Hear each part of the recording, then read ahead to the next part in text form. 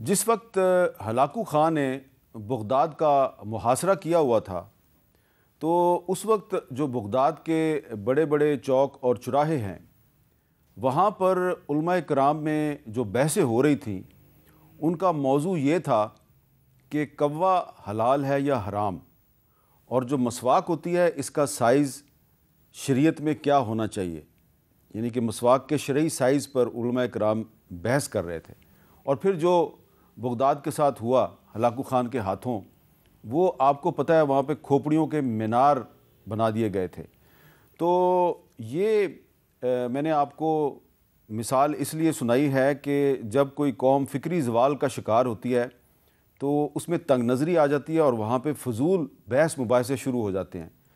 تو پچھلے دنوں ہمارے پاکستان کے ایک سینئر سیاستدان ہیں جناب احسن اقبال صاحب، انہوں نے ایک ٹویٹ کیا اور اس ٹویٹ میں انہوں نے ہلاکو خان اور بغداد کے جو علماء کے جو مناظرے ہیں ان کا ذکر کیا اس میں، اور اس میں وہ کہتے ہیں کہ بس ہمیں بحیثیت معاشرہ جاگنا ہوگا وگرنہ ہمارا انجام بھی تباہی ہوگا۔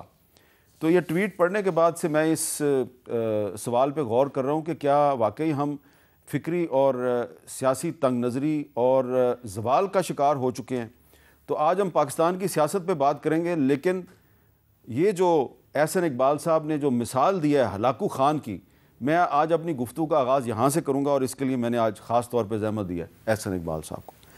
احسن اقبال صاحب، یہ جو آپ نے ہلاکو خان کی مثال دی اور اپنے اس ٹویٹ کے آخر میں آپ کہہ رہے ہیں کہ ہمیں جاگنا ہوگا ورنہ ہمارا انجام تباہی ہوگا، آپ سمجھتے ہیں کہ واقعی آج پاکستان میں فکری تنگ نظری اس مقام پہ پہنچ چکی ہے جہاں پہ کئی سو سال پہلے ہلاکو خان کے دور میں بغداد کے جو علماء اور اہل فکر و نظر ہیں اس مقام پہ پہنچے ہوئے تھے؟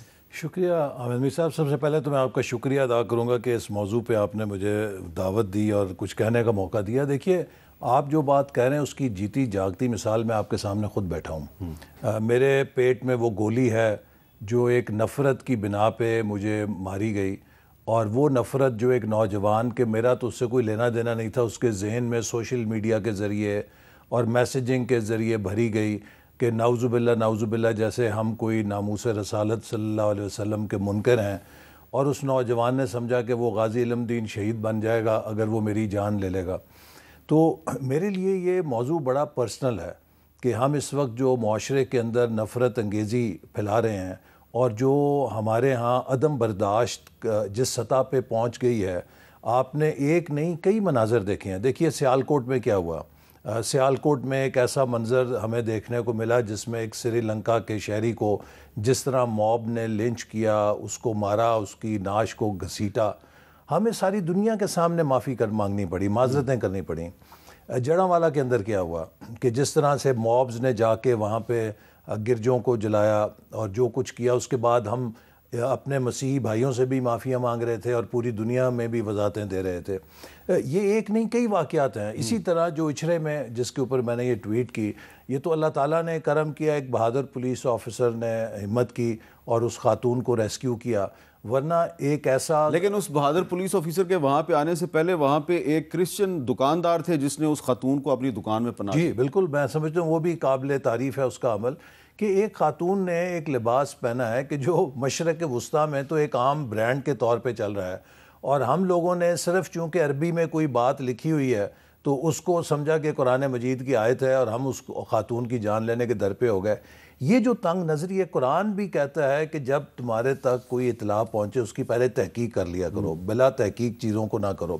اور میں آپ کو یہ کہوں گا کہ دیکھیے، یہ اس لیے ضروری ہے کہ آج ہر قوم اور ہر تہذیب ایک ایگزسٹنشل تھریٹ سے گزر رہی ہے، چونکہ دنیا تیزی کے ساتھ بدل رہی ہے۔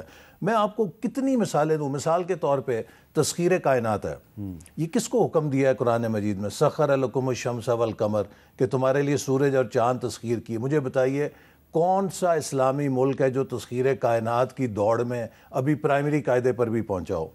آج اگر کائنات کی حدود جو ہیں اس کا پتہ لگانے کے لیے گئے ہوئے ہیں ٹیلیسکوپس فضا میں، تو وہ کہاں سے گئے ہیں؟ یورپ سے گئے ہیں اور امریکہ سے گئے ہوئے ہیں۔ چاند کے اوپر کس نے تسخیر کیا؟ چاند کو امریکہ نے کیا، روس نے کیا، چین نے کیا، ہندوستان نے کیا۔ یہ کوئی مسلمان ملک ہے؟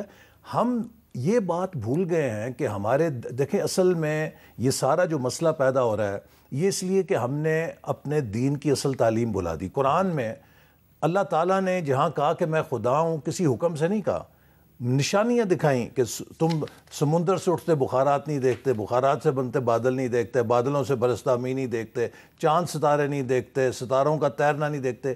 ان میں نشانیاں ہیں بصارت والوں کے لیے اور عقل والوں کے لیے۔ ہم نے بصارت پہ شٹر ڈال دیا، عقل پہ تالا لگا لیا، اب ہمیں جو چیز اپنے منشی اور مرضی کے خلاف نظر آئے تو اس پہ پہ جاؤ۔ تو یہ رویہ ہمیں میرا خیال ہے علماء کو آگے آنا پڑے گا، اور ایک نشت ثانیہ کی ضرورت ہے فکری سطح کے اوپر۔ لیکن میرا خیال ہے کہ جو سیاستدان ہیں ان کو بھی تھوڑا سا اپنی سوچ میں وسعت پیدا کرنی ہوگی۔ معذرت کے ساتھ دیکھیں نا، جس طرح کے ہمارے جو تحریک انصاف کے دوست ہیں ان کی سوئی پھنسی ہوئی ہے 9 مئی پہ، ابھی وہ ایک طرف 8 فروری میں الیکشن میں دھاندلی پہ شور مچا رہے ہیں، ساتھ میں کہہ رہے ہیں 9 مئی کا انکوائری کمیشن بنایا جائے، اور آپ نے ایک اور ٹویٹ میں کہا I support demand of formation of judicial commission on inquiry of 9 May، however the same commission should also be inquire into the following dharna of 2014۔